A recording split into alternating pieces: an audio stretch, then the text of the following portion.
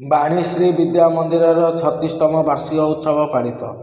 ବ୍ରହ୍ମପୁର ଗୋଳନ୍ଥରଠାରେ ଅବସ୍ଥିତ ବାଣୀଶ୍ରୀ ବିଦ୍ୟା ମନ୍ଦିରର 36ତମ ବାର୍ଷିକ ଉତ୍ସବ ପାଳନ ଅବସରରେ ଉଦ୍ଘାଟକ ଭାବେ ଯୋଗ ଦେଇଥିଲେ ମହାନ ସଂଘର ସଭାପତି ଶ୍ରୀଯୁକ୍ତ ସୁଶାନ୍ତ ସାବତ। ଶ୍ରୀ ସାବତ ପ୍ରଦୀପ ପ୍ରଜ୍ୱଳନ କରିବା ସହ ମାଆମାନେ ନିଜର ସନ୍ତାନମାନଙ୍କୁ ଜଙ୍କ ଫୁଡ୍, ମୋବାଇଲ ଓ ଅପସଂସ୍କୃତିଠାରୁ ଦୂରରେ ରଖି ମାତୃଭୂମିକୁ ଭଲ ପାଇବା ପରି ନାଗରିକ କରି ଗଢ଼ି ତୋଳିବା ପାଇଁ ଆହ୍ୱାନ କରିଥିଲେ। ପରିଚାଳନା କମିଟି ସଭାପତି ଶ୍ରୀ ଯୁଧିଷ୍ଠିର ଭଞ୍ଜ ସାମନ୍ତଙ୍କ ଅଧ୍ୟକ୍ଷତାରେ ଅନୁଷ୍ଠିତ ଉତ୍ସବରେ ମୁଖ୍ୟ ଅତିଥି ଭାବେ ଆଞ୍ଚଳିକ ଉଚ୍ଚ ମାଧ୍ୟମିକ ଶିକ୍ଷା କାର୍ଯ୍ୟାଳୟର ଯୁଗ୍ମ ନିର୍ଦ୍ଦେଶକ ଶ୍ରୀ ପବିତ୍ର ମୋହନ ସାହୁ ଯୋଗଦେଇ ବିଦ୍ୟାଳୟର ଶିକ୍ଷା ପ୍ରଣାଳୀର ଉଚ୍ଚ ପ୍ରଶଂସା କରିବା ସହ ଛାତ୍ରଛାତ୍ରୀମାନଙ୍କୁ ଭଲ ମଣିଷ ହେବା ନିମନ୍ତେ ପରାମର୍ଶ ଦେଇଥିଲେ।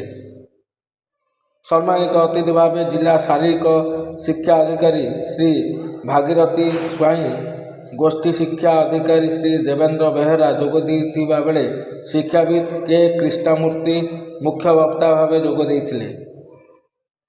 ସମ୍ପାଦକ ଶ୍ରୀ ବିଘ୍ନରାଜ ଜେନା ବିବରଣୀ ପାଠ କରିଥିଲେ। ସଖୀ ଗ୍ରୁପର ଅଧ୍ୟକ୍ଷା ସୁଇଟି ସାହୁ, କୋଷାଧ୍ୟକ୍ଷ ଶ୍ରୀ କୃଷ୍ଣଚନ୍ଦ୍ର ଜେନା, ସଦସ୍ୟ ଶ୍ରୀ ଗୋପାଳ ଚନ୍ଦ୍ର ସେଠୀ, ସଦସ୍ୟା ଶ୍ରୀମତୀ ଛାୟା କିରଣ ମହାନ୍ତି, ଶ୍ରୀମତୀ ସବିତା ସେଠୀ, ଶିକ୍ଷାବିତ୍ ଉମାଚରଣ ସାହୁ, ପ୍ରାକ୍ତନ ପ୍ରଧାନ ଆଚାର୍ଯ୍ୟ ଶ୍ରୀ ସୁରେନ୍ଦ୍ରନାଥ ଦାସ ପ୍ରମୁଖ ମଞ୍ଚାସୀନ ଥିଲେ। ପ୍ରଧାନ ଆଚାର୍ଯ୍ୟ ଶ୍ରୀମତୀ ବିଦ୍ୟୁତ୍ ପ୍ରଭା ମହାରଣା ମଞ୍ଚ ପରିଚାଳନା କରିଥିବା ବେଳେ ସଂସ୍କୃତ ଆଚାର୍ଯ୍ୟ ଶ୍ରୀ ରାମଶଙ୍କର ପାତ୍ର ଅତିଥି ପରିଚୟ ପ୍ରଦାନ କରିଥିଲେ ଓ ଶିକ୍ଷକ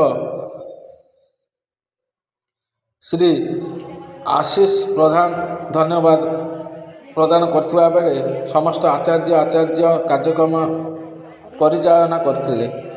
କୃତି ଛାତ୍ରଛାତ୍ରୀମାନଙ୍କୁ ଅତିଥିମାନେ ପୁରସ୍କାର ବିତରଣ କରିଥିଲେ। ସାଂସ୍କୃତିକ କାର୍ଯ୍ୟକ୍ରମ ବେଶ୍ ଆକର୍ଷଣୀୟ ହୋଇଥିଲା। ବ୍ୟୁରୋ ରିପୋର୍ଟ, ପର୍ଯ୍ୟଟନ ନ୍ୟୁଜ ଲାଇଭ୍। କ'ଣ କହିବେ ସାର୍ ଆଜିର ଏଇ ବାଣୀଶ୍ରୀ ବିଦ୍ୟା ମନ୍ଦିର ଆଜି 36 ବର୍ଷ ତାର ବାର୍ଷିକ ଉତ୍ସବ ପାଳନ କରୁଛି। 36 ବର୍ଷରେ ବହୁ ସଂଗ୍ରାମ କରି ବହୁ ଭଲ ମଣିଷ ତିଆରି କରିବାରେ ବିଦ୍ୟାଳୟ ଯଶସ୍ୱୀ ଅର୍ଜନ କରିଛି।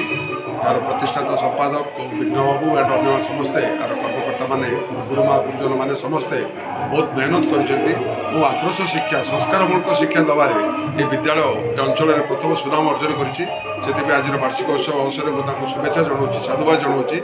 ଆଶା କରିବି ପ୍ରଭୁ ଶ୍ରୀ ଜଗନ୍ନାଥ ମା ଭୈରବଙ୍କ କୃପାରୁ ଏ ବିଦ୍ୟାଳୟ ଖାଲି ଏ ଅଞ୍ଚଳରେ ନୁହେଁ ସାରା ରାଜ୍ୟରେ ସୁନାମ ଅର୍ଜନ କରିବ। ଏମାନଙ୍କର ଯେଉଁ ଶିକ୍ଷା ପ୍ରଣାଳୀ, ପିଲାଙ୍କ ପ୍ରତି ଯେଉଁ ଆତ୍ମୀୟତା ରହିଛି, ପିଲାଙ୍କୁ ମଣିଷ କରି ତିଆରି କରିବାର ଯେଉଁ କାରଖାନା, ଏମାନେ ଯଥାର୍ଥ ତା'ର ମୂଲ୍ୟବୋଧ ବୁଝିକି ଏ ବିଦ୍ୟାଳୟ ସେ କାର୍ଯ୍ୟ କରୁଛି। ସେଥିପାଇଁ ମୁଁ ତାଙ୍କୁ ସାଧୁବାଦ ଶୁଭେଚ୍ଛା ଜଣାଉଛି। ଆରେ ଆପଣ ଆଜି କ'ଣ ମାନେ ପିଲାମାନଙ୍କୁ କ'ଣ ଉପଦେଶ ଦେବାକୁ ଚାହୁଁଛନ୍ତି ଆଜିର ଏହି ଉତ୍ସବରେ? ଆଜିର ସମାଜରେ ଛାତ୍ରଛାତ୍ରୀମାନେ ଆମେ କହନ୍ତି ଦେଶର ଭବିଷ୍ୟତ ବୋଲି, ତାଙ୍କୁ ସୁସ୍ଥ ଏବଂ ଆମର ସଂସ୍କାରପୂର୍ଣ୍ଣ ଶିକ୍ଷା ଦେଇକରି ତାଙ୍କୁ ଉପଯୁକ୍ତ ମଣିଷ କରେ। ଖାଲି ପାଠ ପଢ଼ିଦେଲା ହେବନି, ଶିକ୍ଷା ଗ୍ରହଣ କରିଦେଲା ହେବନି, ଉପଯୁକ୍ତ ମଣିଷ ହେବା ଦରକାର। ମା ମାଟି ମାତୃଭାଷାକୁ ଭଲ ପାଇକରି ଆମର ଅଞ୍ଚଳ ପାଇଁ, ଦେଶ ପାଇଁ ସେମାନେ ସୁନାଗରିକ କାର୍ଯ୍ୟ କରିବାର ମାନସିକତା ରହିବା ଦରକାର। ଆମ ସମସ୍ତଙ୍କର ଗୋଟେ ମାନସିକତାରେ ପାଠ ପଢ଼ିବା, ଚାକିରି କରିବା, ନୌକରି କରିବା, ନୌକର ହେବା। ସେ ମାନସିକତାରୁ ଆଗକୁ ଯାଇକରି କେମିତି ଆମେ ଆତ୍ମନିର୍ଭରଶୀଳ ହେବା, ଆମ ଅଞ୍ଚଳରେ ଆମେ ନିଜେ କିଛି କାର୍ଯ୍ୟକ୍ରମ ହାତକୁ ନେବା, ଇଣ୍ଡଷ୍ଟ୍ରି କରିବା, ଶିଳ୍ପ କରିବା, ବ୍ୟବସାୟ କରିକରି ଆମେ ଆଉ କିଛି ଲୋକଙ୍କୁ ରୋଜଗାରକ୍ଷମ କରିବା। ଏ ମନୋଭାବ ନେଇକରି ଆମେ ଯଦି ବଢ଼ିବା, ତାହେଲେ ଆମେ ଦେଶର ଜଣେ ସୁନାଗରିକ ହୋଇପାରିବା ଏବଂ ଆମର ଅର୍ଥନୀତିର ବିକାଶ ବି ଆମେ କରିପାରିବା। ଧନ୍ୟବାଦ ମ୍ୟାଡ଼ାମ୍। ନମସ୍କାର, ମୁଁ ଶ୍ରୀମତୀ ବିଦ୍ୟୁତ୍ ପ୍ରଭା ମହାରଣା ବ୍ରହ୍ମପୁରରୁ ଆସିଛି।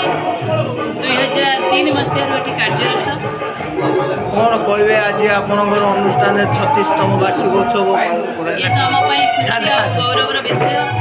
ଯାହା ହଉ, ଦୀର୍ଘ ଦିନର ପ୍ରୟାସ ପରେ ଆଜି ବିଦ୍ୟା ମନ୍ଦିର ଗୋଟେ ମହାଦ୍ରୁମରେ ପରିଣତ ହୋଇଛି କହିଲେ ଅତ୍ୟୁକ୍ତି ହେବ ନାହିଁ। ଆଜି ତା'ର ବିରାଟ ରୂପ ଆମେ ଦେଖିପାରୁଛେ। ଆଜି 36ତମ ଜୟନ୍ତୀ ସେ ତା'ର ପାଳନ କରୁଛି। ଏ ଶୁଭ ଅବସରରେ ବହୁତ ଅତିଥିମାନେ ଯୋଗ ଦେଇଛନ୍ତି, ଯେଉଁଥିପାଇଁ ଆମେ ସମସ୍ତେ ଗର୍ବ ଅନୁଭବ କରୁଛୁ। ଧନ୍ୟବାଦ ସାର୍। ଆପଣଙ୍କ ପରିଚୟଟା? ବିଘ୍ନରାଜ ଜେନା, ବାଣୀଶ୍ରୀ ବିଦ୍ୟା ମନ୍ଦିର ସମ୍ପାଦକ ଦାୟିତ୍ୱରେ ରହିଛି। ଆଜି ଅନୁଷ୍ଠାନ ମଧ୍ୟ ବହୁତ 36 ବର୍ଷ ହେଲାଣି ଚାଲିଛି। ଏ ଅଞ୍ଚଳରେ ବହୁତ ଭଲ ଚାଲିଛି। ବର୍ତ୍ତମାନ ସବୁ ପରିଶ୍ରମ ତ ଭଲ କରିବାକୁ ହେଲେ ତ ପରିଶ୍ରମ ନିହାତି ଆବଶ୍ୟକ ସେହି ପ୍ରକାର ଚାଲିଛି। ବର୍ତ୍ତମାନ ବିଦ୍ୟାଳୟ ଅନୁଷ୍ଠାନର ଛାତ୍ରଛାତ୍ରୀ ସଂଖ୍ୟା କେତେ ଅଛି? 788 ଅଛନ୍ତି ବର୍ତ୍ତମାନ ଛାତ୍ରଛାତ୍ରୀ ସଂଖ୍ୟା। ଯେ ବର୍ତ୍ତମାନ ଏଇ କରୋନା ପରେ ବହୁତ ସଂଖ୍ୟା କମିଯାଇଛି, କିନ୍ତୁ 1100 ସଂଖ୍ୟା ଥିଲେ କରୋନା ପରେ ଆମର ପ୍ରାୟ 400-500 ପିଲା ସଂଖ୍ୟା କମିଯାଇଥିଲା। କରୋନା ପରେ ବର୍ତ୍ତମାନ ଏବେ 788 ପିଲା ସଂଖ୍ୟା ଅଛନ୍ତି। ବର୍ତ୍ତମାନ ଆଗାମୀ ଆଉ ଯୋଜନା କ'ଣ ଅନୁଷ୍ଠାନ ପାଇଁ ରଖିଛନ୍ତି? କ'ଣ ଆଗାମୀ ଆଶା ଅଛି?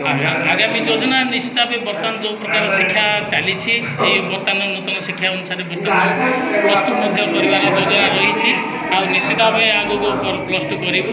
ବର୍ତ୍ତମାନ 10ମ ଶ୍ରେଣୀ ତ ବର୍ତ୍ତମାନ ମିଳିନି, ଆହୁରି 9ମ ଶ୍ରେଣୀର ରିକଗ୍ନାଇଜେସନ୍ ପରମିସନ୍ ମିଳିଛି, କିନ୍ତୁ 10ମ ମିଳିନି। ଆଉ ଏ ବର୍ଷ ମିଳିବାର ଯୋଜନା ରହିଛି। ୟା ପରେ +2 ବି କରିବା ପାଇଁ ଯୋଜନା ରହୁଛି।